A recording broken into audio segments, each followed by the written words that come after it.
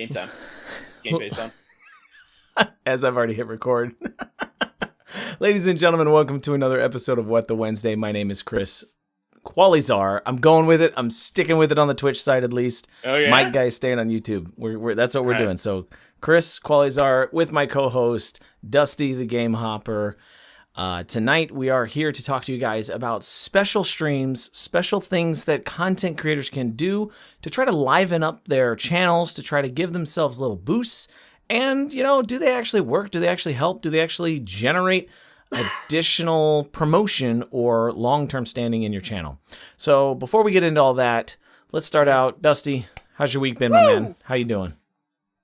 Man, I mean, it's been a great week. Been a lot of rain. One exciting thing for me was I finally did dabble my foot in the world of VR.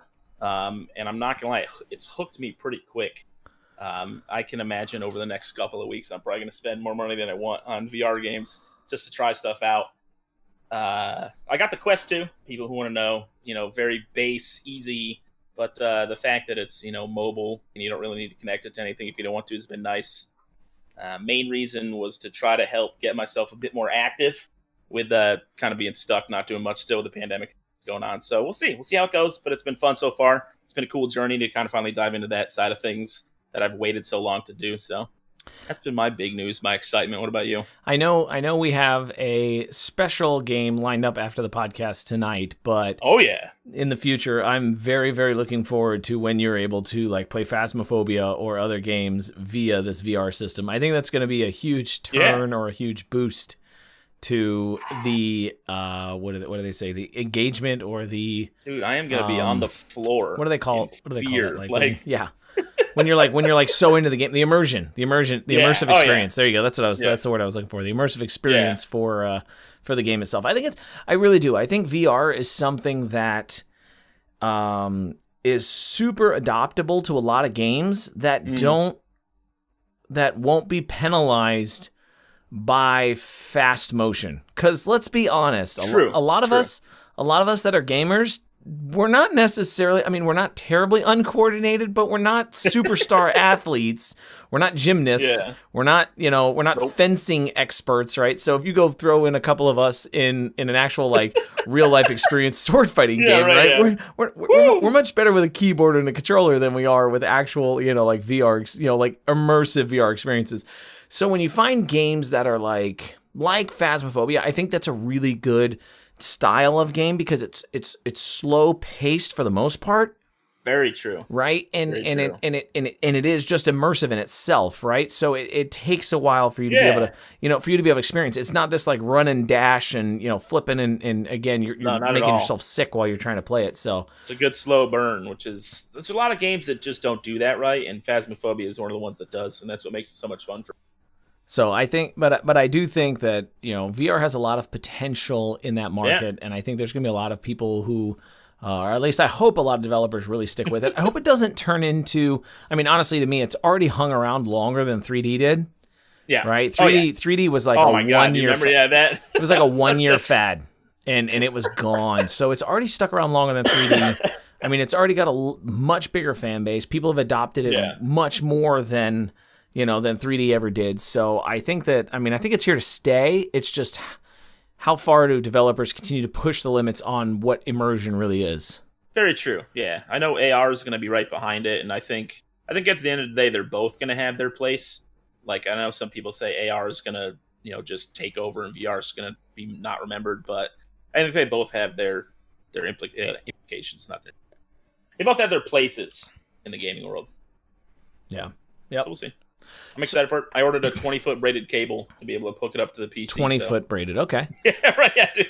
I was going to say, what room I need. I want to hang from the ceiling, so I'm not turning around, tripping on it and everything. I was going to say, because that's my fear. You know me with dangly cables, right? I roll over this thing all the time in my desk, and I do all that kind of stuff, and I'm really nervous about the concept of it, of being wired to the machine, and you're doing something, you trip over the cable, and you throw yourself on the floor or something. You're turning around too many times, you don't know what's around your feet, and then get scared by a ghost, and thing just tightens up on you, and next thing you're on the ground. At the same time, though, content. right? Yeah. So I have to ask because I have the only real VR experience I have is from driving simulators. So it's always steering wheel, pedals, right, etc. Right? It's not games where you walk around. How do you move? Like it's tied into motion plus joysticks or joysticks? Yeah, most of it's joysticks. There's a couple things I've seen where there's a shooter game that was for free that I was trying out that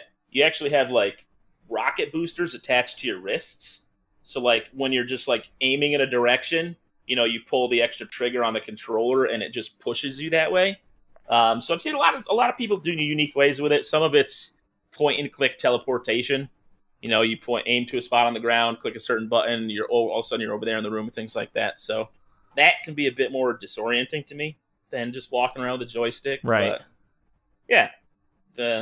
You're not moving your feet too much again, just to keep yourself grounded in your play zone. Right. You're not running into things, but yeah, you're not. But I've definitely heard some of those experiences, people playing and they like literally run into things, or they'll they'll be standing somewhere and they'll like be doing something. The next thing you know, they smack something off a desk or a table or punch a wall or something like that. That's gonna be my microphone worry. I'm gonna have to figure out how to not have it just be dangling in the air.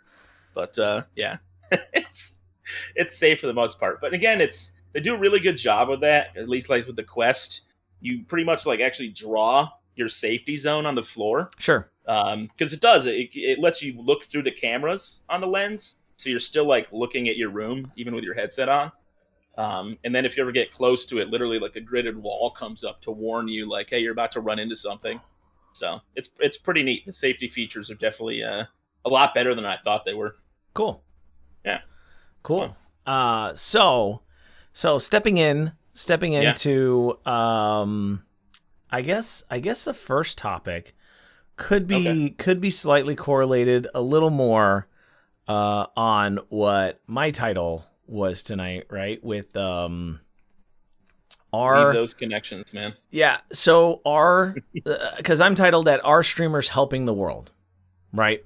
Wow. And yeah, it's responsibility. It's a huge concept, right? It's a huge concept, and it was brought up. It was brought up in Discord regarding like mental health state and people that are really having trouble with the pandemic and how they're adapting and how they're engaging and can or are streamers really helping people, or are they just kind of, I don't want to say leeches on society, but are they just entertainers, or are they actually benefiting people, right? Kind of concept, because we've always talked about being that two-way form of communication. Yeah. Right. 100%. Is that better than just, is being a streamer any better than being a TV actor? Any better or any worse or any different? Sure. Yeah. I don't think at all. No. I mean, if anything, actually, I would say as a streamer, we are better than your TV actors and your TV shows. Obviously, if you're just looking for an escape, you're looking to just watch something and get absorbed in that and live in that world for a little bit, the TV shows are going to do a better job. But the beauty that we have as streamers is our content is live, and you can also interact with this content. You can't do that with a TV show.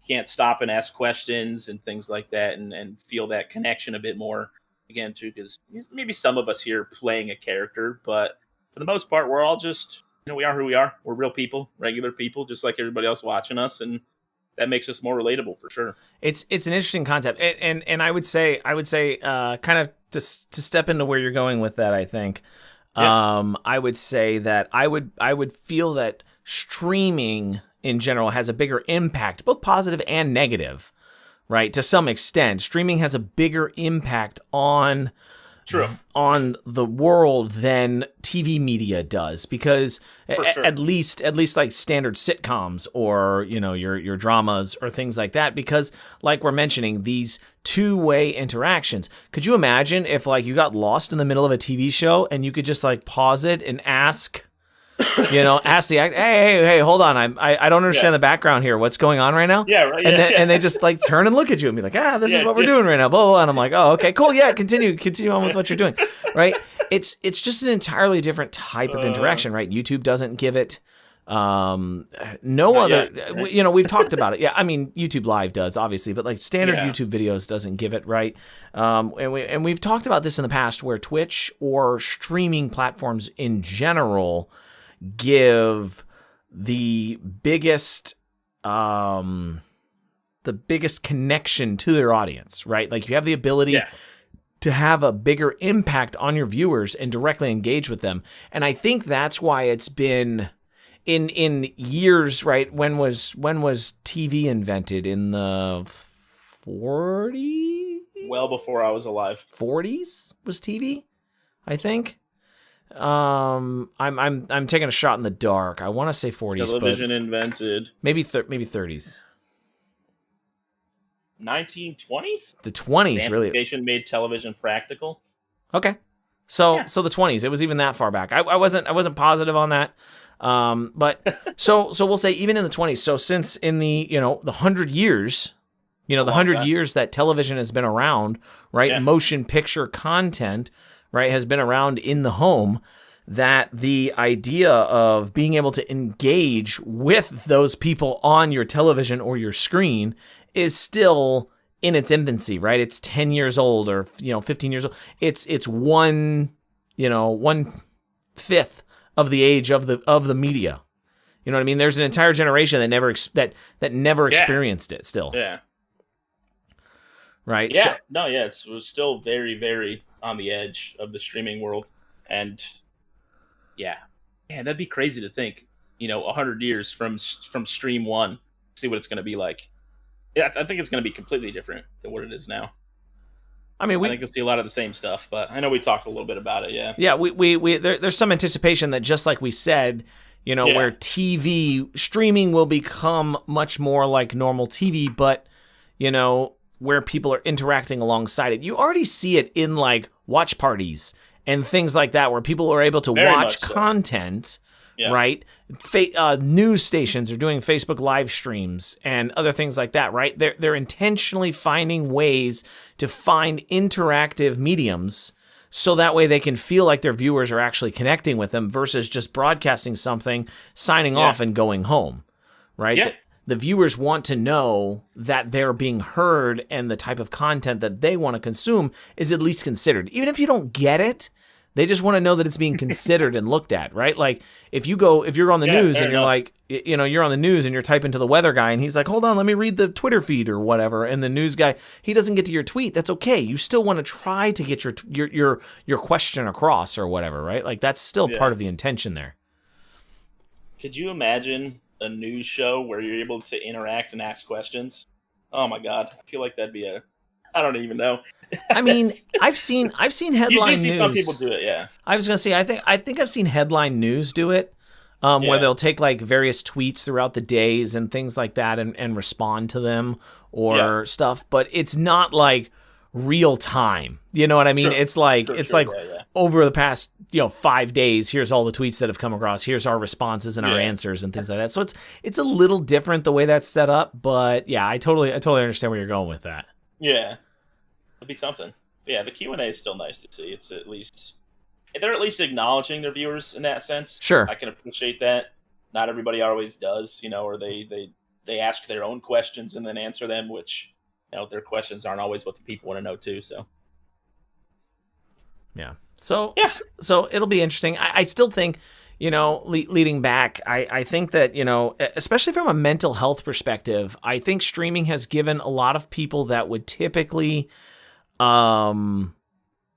especially like I'm just focusing in the past 18 months, right? Just in the past 18 months since this whole pandemic thing has really been getting riled up, right? That it has allowed a lot of people to find ways to connect and engage and just talk to people that they may not have otherwise been able to do, right? They would have felt 100% isolated. They would have felt, like, again, if you're sitting in your home just watching TV, there's only so much Netflix, right? Like you can't engage in Netflix. Fair, yeah. You know what I mean? Like getting into the dark nethers of Netflix is a very, very dangerous place. There's a lot of really bad, I don't want to say bad as in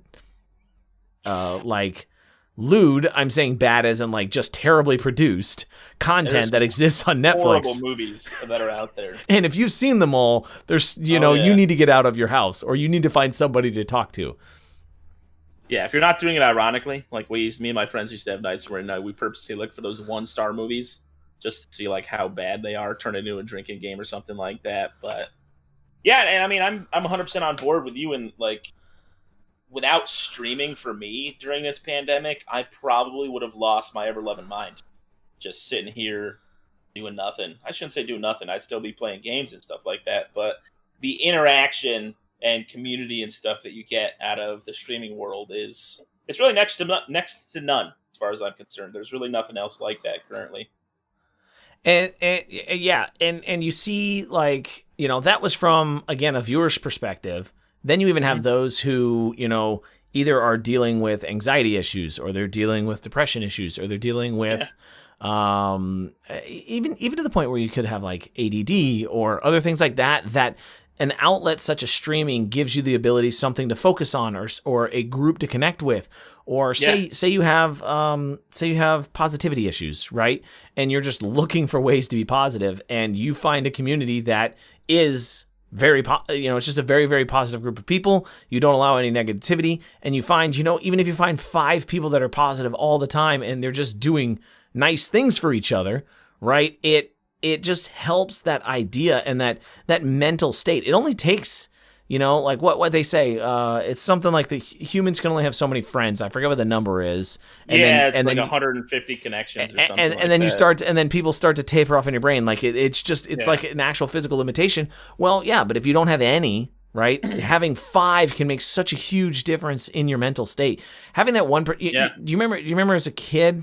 I don't know if you did this, but as a kid, right, I would always come home and there were like 2 things I would do.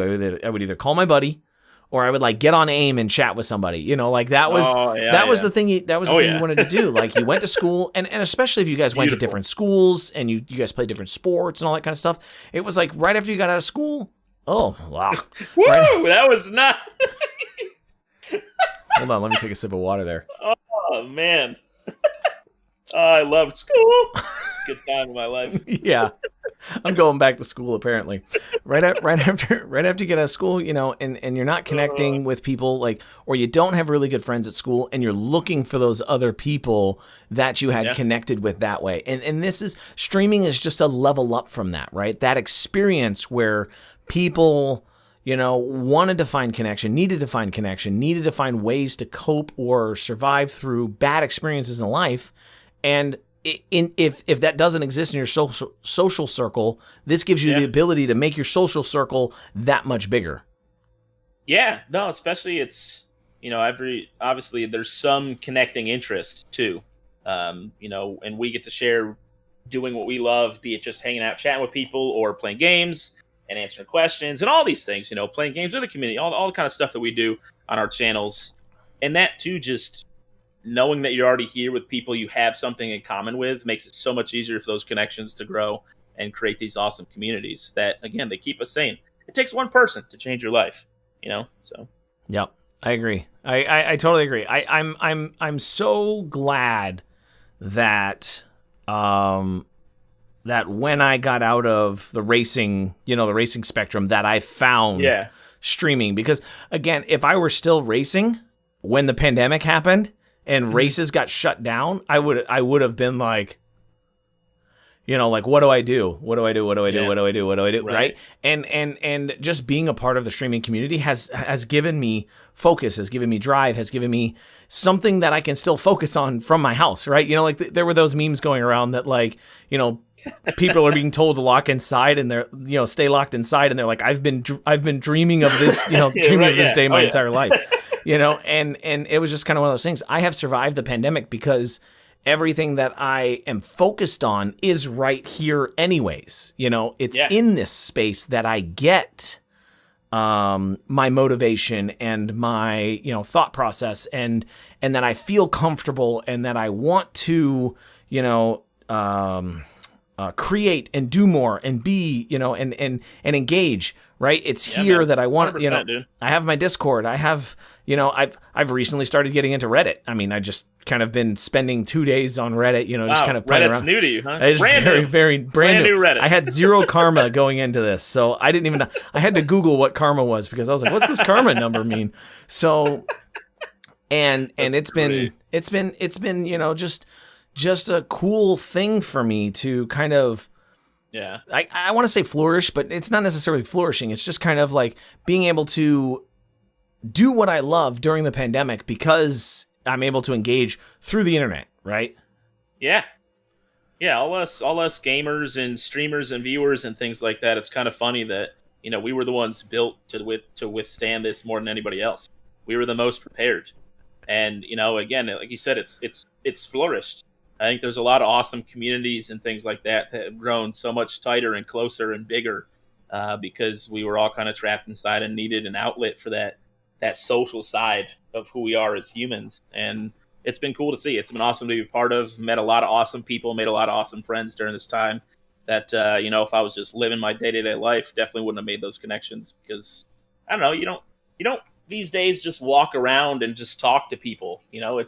If you just start up conversation with someone on the side of the road, some people look at you funny, or you don't know what kind of interest they might have. And, you might find 1 in 100 that maybe plays games or likes the things that you like. So the fact that we kind of skip past that a little bit and find each other here with similar interests makes it so much cooler, man. Like you said, it's just been so awesome. It's a lovely thing to be a part of. It's really funny you mentioned that, that talking to people in public, because I mean, you know me, I'm a regular chatty Cathy, and I'll talk to anybody. Like I sit on the airplane and I'm like, if they don't have, there's so many people, like when I used to fly, if they don't have TVs or Wi-Fi on the plane, like people are going out of their minds, and I'm like, oh yeah, dude, they get antsy. I'm like, they can't hide their face on their screen. I'm like, how are you doing today? Yeah. And they're like, oh God, I got this guy, and I'm like, yeah, right. Where are you from? I like pushing people past that though, where you start the conversation and they're answering with 1-word answers to all your questions, but you're persistent about it, show that you're friendly, and you can kind of start to see them open up, and if you can create a good interaction like that, it's a win in my book. But yeah, I'm the same way. I'll talk to anybody about anything. Sometimes it's fun. Tend to be somebody else. Yeah, so for anybody who's listening in the future or at any point in time, live, whenever, we do want to talk about that. For those of you that do have, if you do happen to have some, I don't want to call it a mental disorder. I hate using those types of phrases because I feel like if there's anything that drives you to, depression, anxiety, etc., these things that we've accumulated today due to circumstances that are around us, that's not your fault. Usually that's not your fault, right? So I don't want to call it a disorder or anything like that. That's not something you did wrong. It's something that's just happened, no, not at all. Right? But for those of you, I want to say that there is hope out there in the streaming community. If you happen to try to engage with a couple of streamers, or you try to get in a couple of communities and they turn out to be bad apples and they're just negative people, or they cause you to just flare up with whatever you have, right? Don't stick around with them. Find a new community. There's so many out there. There's so many engaging. And if you can't find if you spend, man, my voice is cracking up bad tonight. Like you need a beer. If you spend enough time out there and you can't find anybody, I'll throw out the shameless plug and say, come find my Discord, because we will accept you and we will enjoy your company. There's nobody out there that can't come and hang out and have some fun. So I do want to put that out there, because there are, we know the internet trolls exist, right? Bad people exist. Bad things happen on the internet. Sometimes more often than good in some scenarios, right? But we want to make sure that people feel like they can be accepted and they can participate in whatever they want to, right? There is a community for you that you can have fun. There's communities for the trolls too, where they can troll each other and they can have a bunch of big troll hilly fun and do whatever trolls do in the dark nethers of the internet. There's those communities, and they enjoy being trolly together under the bridge or whatever trolls do. I don't know, but troll hilly fun. I love it. I'm just, and it's okay, right? Those people have fun being that way. Let them be that way. Just find the community that accepts you and wants to have fun with you, and, or wants to the community that accepts you and enjoys your company. There you go. I don't want to say wants to have fun with you. That sounds awkward to some extent, I guess. I mean, there's nothing wrong with that either. But no, yeah, I mean, if you ever feel like you have to not be yourself around people, get away from those people. If you ever feel like you're being judged by people, get away from those people. As I always try to spread in my mind, what I do is you don't need to waste time and energy on anything that's just not helping you or making you happy. And, there's plenty of nice people out there. You'll find them eventually. And when you do, hold on to them. Because people like that, again, they're good to have in your life. That's exactly right. That's exactly right. So let's chalk one up. We're going to chalk one up and say, thank you, Justin TV, for Justin. I'm assuming Justin was his name. I'm going to say Justin. I'm going to go off the record and say, or on the record and say, thank you, Justin, for designing the .tv domain. Because without it, this could never exist, and this experience could never happen, and it would, be we would be in trouble in the pandemic, right? Like, who knows? Maybe Microsoft, if Justin had not done what he had done and Amazon had never bought it, then who knows? Maybe Microsoft would be winning, and we'd all be in a heap of trouble. You know what I mean? Because we'd all just be on a Zoom call right now. Could you imagine? Oh, dude. Yeah. So rolling into the main topic of the night, do special events and streams help your content, or I'll even spread that out to your brand? So, since that's your title, let's flow that out. What do you think? Where are you going with that? It's such a loaded question. I was talking about it briefly before we started here, and there's lots of things as far as expectations and the results and what you expect before and what you expect after for a lot of these stuff. Be it community charity streams, 24 hours, subathons, whatever it is. None of them are ever bad. I think there's the right way you can execute it. I think I have my own personal opinions as well on stuff that I'd want to do and not want to do. And so it doesn't really ever mean that you can ever do it the wrong way. You can just do it ways I won't agree with, and that's fine with you. It's fine with me. But I think a lot of people, let's see. Give me your base opinions first, and then we can start diving into some of the little pieces here and there. So to say that, do special circumstances or do big events really drive your content to grow? And I'm going to say that's kind of two-folded. It's twofold, I think. Fair. Yeah. It's been folded in half a couple of times. Bifold. And then it's bifolded. The pamphlet. And they do go hand in hand because, as you know, and I hate to say this because I feel like I say this every time somebody talks about this, but sure. The special events drive discoverability, right? And without that discoverability, you'll never grow, right?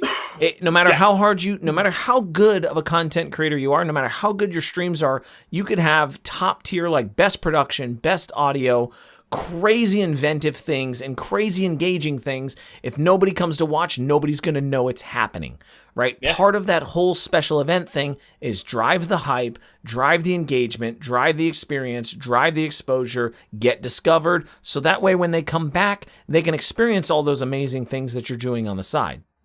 Mm-hmm. I think one of my earliest large contributors to the channel, and I think he still holds like top 5 bits or top. He holds my. I believe he holds my single largest bit donation. It's not a donation, but single largest bit drop on my channel still. I met him, and he was a long-term viewer of the channel, and he came as a result of one of my 24-hour streams very early on. Yeah. So he came as a result of my 24-hour stream, got introduced to the channel. I mean, he ended up being a friend of a friend of a friend that, kind of engaging, right? Or, a friend of a streamer of a streamer of a streamer, et cetera, right? Like he knew me through like three layers of separation or something. Yeah. And he just came, and then he became a semi-regular on the channel, enjoyed the content. Next thing you know, boom, he now holds my record for largest bit contribution in a single bit, nice. Right? So it's interesting, how those things can happen, right? Granted, I have never had, let's say I've never had a 24-hour stream.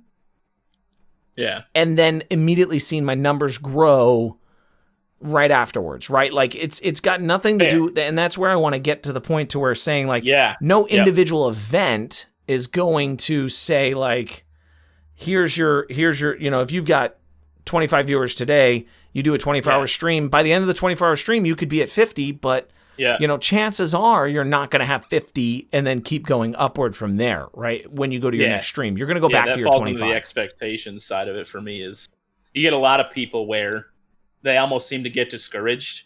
They have this huge, awesome event where, they have a lot of people end up rating in, they get a lot of support and things like that. A lot of people come out, big follows and stuff like that. And then they go back to the regular streaming schedule and they're like, oh, well, I just had this awesome event. Why is it that I'm not seeing my numbers change? And it's because people come for events. And I'm not saying that they're not ever going to come back, because that's not true. Some will. You will make some new friends and get some new faces around. But to expect that to change your regular numbers is just, you're setting yourself up for disappointment, because it just doesn't usually work that way. Just the same thing with raids and whatever it is. You can get those big spikes in numbers, but never, ever, ever expect it to stay that way. Another thing I just wanted to add with, I did title it like this specifically as well, because it's a special event stream, you need to keep them special. You can't sit there and run 24 hours every month or do charity streams every week and expect people to come out in full force every time. Right. It won't work that way. And when it becomes that regular, it's not special anymore, and people aren't going to come out for the big occasion. They're not going to look forward to it.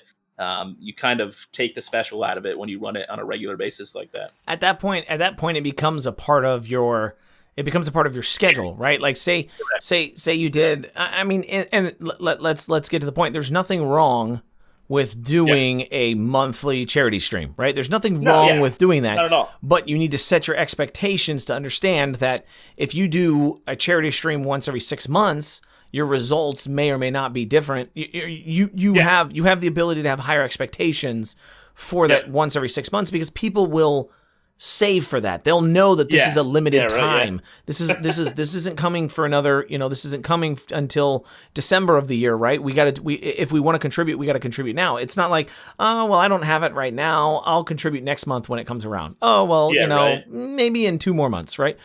Yeah. Because as you continue to, just like you said, as you continue to lessen the specialness, it becomes mundane, right? It becomes ineffective. It becomes not fun.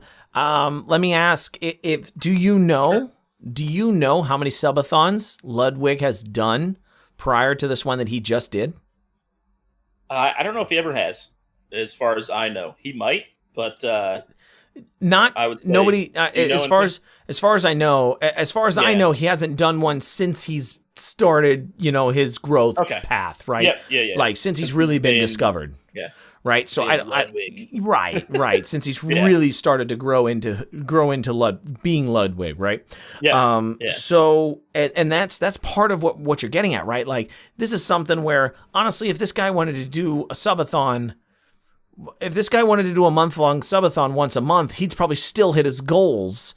But the intention is there. You got to keep it special, right? He's waited an entire year and a half, right? I think he's I think he's almost 24 months into being a streamer, right? I think. So wild. And it's just it's absolutely nuts how much he's grown, but it's just one of those things where he's had the ability to do that, right? And he's made those little things so unique and they're so special. And every time he's like, let's do something that somebody else has done.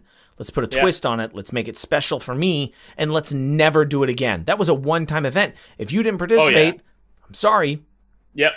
Be here for the next time I do something even cooler, right? It's going to be different and it's going to be cooler. And everybody that gets to participate gets a t-shirt, I don't know, or gets a sticker or whatever, right? Like, I was there for Ludwig's whatever, right? I don't know. I'm just being facetious. But, those are the ways that you make those types of events unique. Yeah. Yeah. And again, anything like that, obviously, another thing that kind of goes along with making it special is it's always good to advertise for it beforehand. Like, I don't think anybody should ever just like sit down and be like, oh, instead of regular stream tonight, I'm going to make it 24 hours. You don't get to create any hype behind it. You don't get to tell any of your regulars to go tell some people they know and things like that, because you want that event to be bigger than a normal stream.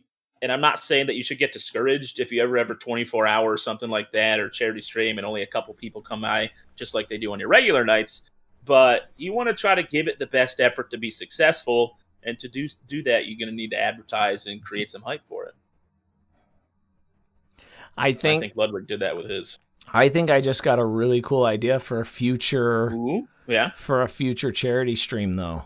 That would be really cool. Or like a subathon or something along that line is create specialized merch that you only put on your store for the duration of the stream. Yeah. Yeah. I mean, anything that's limited is always going to be a good seller. I never thought about doing something like that, but that is such a cool idea. Like, I just, when we were talking about it, I said, everybody gets a t-shirt. I'm like, yeah.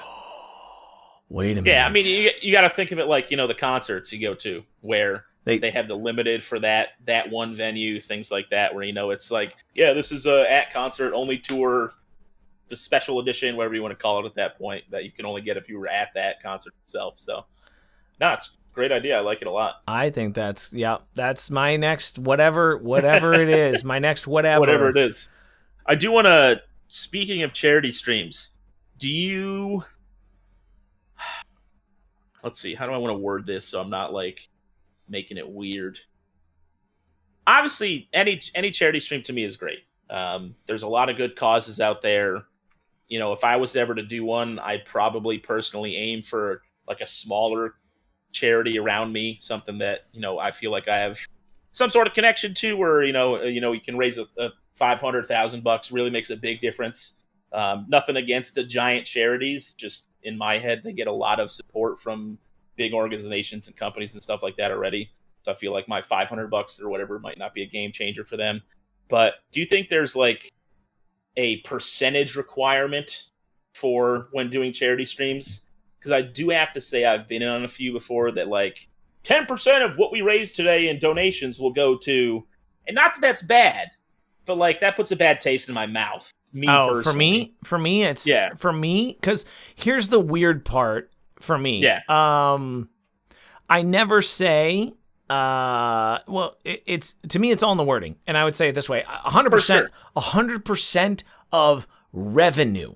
If you're doing a charity stream, 100% of revenue should go to the charity, right? Yeah. Whatever that is.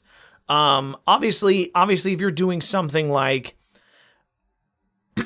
as a standard rule, you give 10% of your Twitch payout to St. Jude's every month, right? Like that's cool. One thing. But if you're talking specifically a charity stream, like you don't want to word it to say like all money contributed gets, or however you say that, like 100% of what we get, 100% of what we get tonight goes to I don't know, what's the Space for Strays or whatever, right? Like you don't want to word it like that, because if somebody's donating a $5 subscription, but you're only accruing half of that, right? Yeah, right. You don't want to spin it, because then when you go drop the donation, people are going to be like, wait a minute, that's half of what you said you were going to give. Where's the other money at? And then you get into this whole like weird kind of, so you just want to make sure that, and if you spend money, like whatever, like if you buy if you're food, doing giveaways if you're buying, or things, exactly. You want to, again, 100% of revenue should go towards, I totally agree with that. I think that's a really cool idea. 100%. And anybody who does less, you're not necessarily doing it for a charity stream at that point, right? And I totally agree with you. I totally agree with you behind the point of picking smaller charities. There's one out there right now, and I really wish I could remember the name of the organization is eluding me right now. I hate it.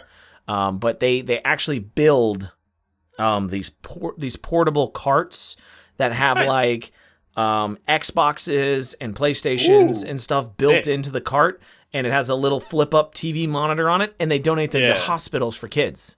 in the hospital. So it's like these little like portable gaming console systems that hospitals use, and they roll them around, and like kids that are in the hospitals can play games and stuff. It's a really, really cool organization from what I've seen.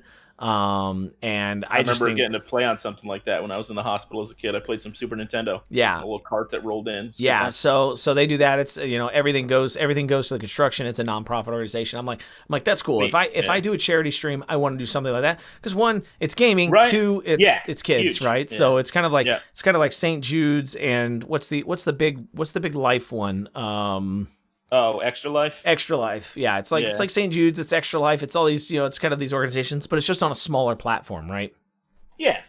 Yeah, where, your whatever money you raise, I feel like it just makes a bigger change, bigger difference, and that's what you want to be doing it for. Again, there's nothing wrong. Any charity, it's great. All money going to good causes is good in my book. But obviously there's ways that we would prefer to do it ourselves, if and when. Shouldn't say if, because I have plans to do some down the road. Sure. Sure, and I mean, honestly, I've been in the back of my head, playing out this idea. We've talked about it, and I'm like, man, it's totally possible to do a week-long stream. It's totally possible to do it. Like, how do you make it? How do you fit it in though? And how do you make it fit into the like? Because, I mean, just getting a week off of work isn't really the problem. It's getting a week disconnected from, the other half of my house, right? Yeah. So honestly, too, like, it almost would make more sense to do something like that if we ever did, to just, like, rent a place somewhere, and, like, take a day to set up and then, 4 or 5 days, whatever it after is, and just do the whole streaming event, whatever it is. That would be crazy. Away from the regular place, and you don't have to worry about disorienting or obstructing, the lives of your family, things like that. That would be absolutely crazy. Yeah, I've been totally thinking about like the idea behind it. I mean, I would love to do it. There'd have to be some kind of I don't know what you like how you do the rules for that, but I really want to do something like it's something that I feel like I want to experience to see just how difficult it is, right? What it actually takes, what it entails. Like that part of it intrigues me, and then I feel like it's something that people would have fun with too. I mean, when I capped the workout stream at what did I cap it at? I capped the workout stream at 4 hours. Challenged the internet, and the internet very, very well received it and forced me to work out, run on a treadmill for 4 hours straight. So, I mean... Yeah. And it'd be a cool thing to, like, collab, find some other content creators around as well. And then, you get everybody coming together. We have a lot of gear. You don't have to worry about buying a crap ton more stuff necessarily if you need to have cameras in different places for different things. And, it's just... I've been thinking about stuff. Don't worry. We'll make something happen someday for sure. There's an idea. There's an idea out there. Well, we can turn it into gold at some point. Oh yeah, make it a big deal, big special event. But it's charity streams, 24 hours subathons.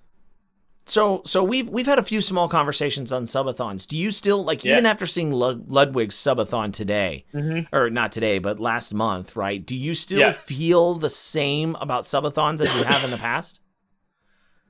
I mean, it definitely didn't change my opinion about it at all. I'm not, I think it's a lot easier to look at that from those guys' shoes and just kind of guarantee you're going to be successful. Because even still, they have their buddies and stuff. If things are going a little slow, they can come in and throw some donos and kind of spark the interest and get things going because they're ranking in big money, big time streamers. Where it's tough as the small ones, you can obviously still gather your army, but it's never going to be as big as that. And it's hard for me with where we are to try to value what our time is worth. As far as how much to extend a timer, for how much money. I think that's the hardest thing. I think when people talk about subathons and people talk about, like how much is a donation worth, how much is a bit worth, how much is a sub worth, etc.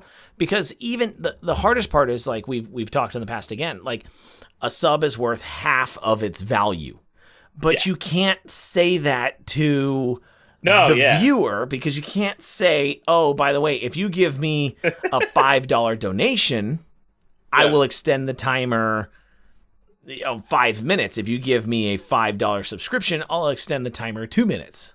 right? Yeah. The viewer is still contributing. The viewer is still contributing the same amount of value. So it's kind of a weird. It's kind of a weird metric. I did the math on it one time, and I tried to build out my plan for like a 20. Like I was trying to say, like if I wanted X number of dollars per hour, how much would it take for me to do it? Like I was doing the math in my head, and I did it all from my perspective. Like if I was trying to value my time, here's what my time's valued at.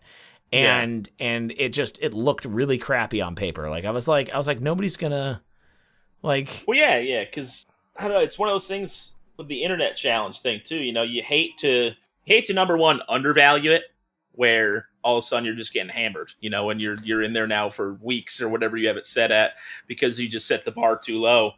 But then, like, imagine if me or you were to do a subathon and go in with Ludwig idea of, every sub is 10 seconds added to the timer. Like, that's crazy. There's no way in my mind I'd expect people to pay $5 for 10 seconds of my time online. Right. Yeah. No, you're totally right. And that's part of that. That's part of it, right? That's part of the issue or the drive there is just trying to make sure that it's not at that point. It's not so much what you think your content's worth, because it doesn't matter what you think your content's worth at that point. You don't have enough viewers. It's what do your viewers think your content's worth, right? Because if you want them to engage, you need to set it at a value, right? I mean, I've had people come in and say that my bit alerts are too low, right? My bit alerts, that's too low. I'll do that all day, and I'm like, that's the point, right? Like, but at the same time, right? Like I'm not here to make it some ridiculous number, right? Like I'm not here for that intention. I don't want to do it that way. So I try to make it as simple as I can. Yeah, and that's why I think for me with subathons, it's just I don't see myself doing them anytime soon unless it's some like short-term gimmicky thing. Like I would never push for this, let's do for an insanely long time. You know, it'd be more something like what you did with your workout where I have a cap. If we can get there, awesome. You know, we'll make some sort of fun event out of it. But I just think until that, and valuing my time is just hard.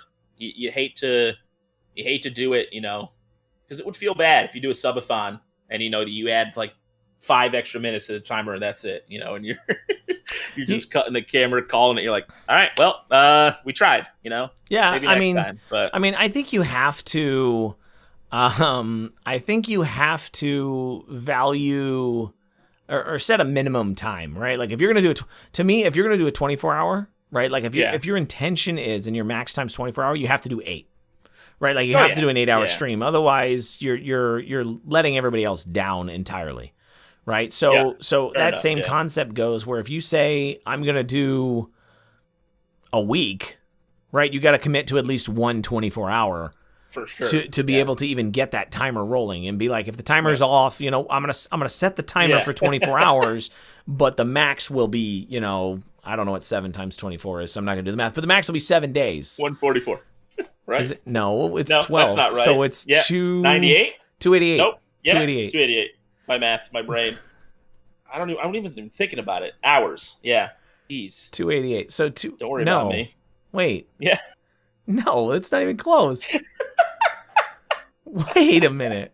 Wait, yeah, 7 times 12. 70. 7 times 12 is then another that 140. Oh my God. It's 168. 24 times 7. 168. All right, see, I wasn't far off of my random throwing 144 off the beginning. We're so bad. Yeah. I was thinking 12 times 12 times 12. My brain just doesn't operate when I'm trying to do math while still talking the entire time. I would have just had to sit here quietly and been like, 168. Yeah, that's exactly right. But I just decided to not shut up and throw numbers out there. So you got to do you got to commit to 24 hours minimum if you're going to plan for like a maximum of 168, right? Like that's what you need to do. Yeah. You need to have some way to, because people are still going to show up and maybe the people that show up just don't financially have the ability to contribute. They would love to if they could, but they can't, right? So they just want to be here as long as they can for as long as you are. For sure. So give them that minimum value, give them that content for at least being there. That's also part of my thought process on like the view-a-thon. Like I love that concept. I should do it. I should do a week-long view-a-thon. Yeah, because honestly, too, things like that, outside of the financial support, I think the people that are just there helping, being interactive with chat are just as important like just keeping you awake, keeping you on your toes. Oh my gosh, checking in with you like that. That is a game changer on the 24-hour streams. So my biggest thing is like we all know Ludwig was going to sleep. Things were happening like in stream, right? Yeah. Things were happening while that was going on. Like my biggest thing is I would be mortified. I would be mortified if I decided to do like a week-long stream, right? Yeah. And I'm like, okay, guys, we just got 20 hours in. I'm going to lay down in the back corner here and you guys can watch me sleep now. Like that to me would be so weird, right? But then if you did that and you woke back up in the morning and you had like one viewer left, right? Like, dude. Like you went to bed with like 30 and you went to sleep and you woke up with one and you're like, yeah, well, crap. How do I let people know I'm awake? Like, can I send out another notification? Do I send out tweets? What do I do? You know, like, how do we go? What do we make work, right? Or do you just hit stop streaming and be like, well, we tried? Or like, what if your stream goes offline while you're sleeping? Ooh, dude, that would be. Oh my God! Yeah, now we're just talking nightmare scenarios. You don't plan for that. If it happens, obviously you gotta, I don't know, have a mod or somebody that's doing something like to really help you out. You gotta have somebody. Oh, that's when the team comes in handy, you know. Oh, having a full team to do stuff like that. Oh, for sure. Like I couldn't imagine. Hit you up on her phone, like, dude, it's down, wake up, like. But we could talk about nightmare scenarios all night long, man. Do you have anything else specifically related to like the idea of benefit? Because we kind of touched in the very beginning about the concept of will a special event specifically grow your brand? I wanna say no. Obviously, again, as we always say, there's an exception to the rule, and there are people who do something so crazy they get recognized for it and they just immediately explode. Right? There is stuff like that happens. Right? I hear plenty of success stories, but for every one success story that you hear, there's like 300. Failures or not failures, but 300 stories where nothing changed. Right? So you can't go into it with that expectation. Yeah, I think that's really what it comes down to with all these things. As the streamers of the size we are, it's your expectations with everything. Just because you see the big streamers doing big things, don't think that a 24-hour stream is going to make your content explode. Don't think that your charity streams are going to just rake in thousands and thousands. It doesn't mean it can't happen. It totally can. But don't set yourself up for disappointment by thinking that this is going to be some game changer, some big saver for maybe low viewer count for a couple weeks and things like that. And be like, hey, if I just do a big 24-hour stream, we'll get right back to it. They're great. I don't think they're necessary. I agree with Q on that. I think if you do them right, awesome. Again, keep them special. Don't do them all the time. And have fun with it. Try to do something unique about it. And that, to me, is probably what would make it most successful. Don't just sit there necessarily and say, hey, I'm doing the same thing I normally do, except I'm just live for 24 hours now instead of 8. Do something that's fun. Do something unique. Do something cool. Get other people involved if you can. And just have fun with it. That's really all that matters. Yep. Exactly right. Yeah. So I do want to close out the night with a question, I want to say. And I don't think we've done this yet in the past. I don't think we've ever done this before, but like going into the month, so we're in the middle of quarter 2 of 2021, right? We're in April, May, January, March, April. We're just starting. We're just in the beginning. Yeah, we're in the beginning of quarter 2. Looking at what you've experienced so far in 2021, right? Quarter 1 is over. We've experienced a good portion. I want to know, like, what's in the future for you starting in Q3? I'm kind of dropping this on you at random, but like, what are your expectations? Like, what are your plans? What are your growth ideas? And if you don't have anything solidified or set or anything like that, like, I wanted to kind of say something real fast and give listeners the opportunity to say, where's the Game Hopper going in the future? Ooh, wow. Why me? Why not you? No, I'm kidding. I mean, honestly, I feel like you can't call yourself a content creator if you don't have plans for the future. And obviously, I still would say I'm notorious for having plans and notorious for not always executing them. I say not always, but really, I'm really bad at following through with stuff. Q3, I would like to be in a place where I'm uploading regularly. I know I'm a broken record at this point, saying that over and over and over and over again. But I do feel like I'm starting to get an idea on a lot of stuff I really want to get going on YouTube and not waver from one thing to the other and like, ooh, this is a cool idea. Let me do that. Nah, that's not fun. Let me do this instead. Nah, that's not. Let me do this. I have like 3 or 4 ideas I want to stick with and run with, and it's something I know I'm going to enjoy. And if people want to watch it, cool, they can. But otherwise, too, it's going to be good for me to get those creative juices out there and see what happens with it. So have you? And I'm just asking out of no, hit me with it, man. Have you it's the real stuff to make the consistent uploads a little more attainable? Have you considered doing a channel specifically for like YouTube Shorts? I have. Just take like if you get a clip per stream, literally spin that clip and boom, there's a short, right? Like whatever the clip, even without editing, even without making it crazy or making just take 60 seconds of something. That's that's a great way to start, or at least that's a great addition to make at some point. I'll be honest, I really haven't dove into the world of YouTube Shorts. Me neither. I know. Grasp it. So I think I need to. I know very little about it, but I understand that it's very easy to get engaged. There's a lot of people using it, and good.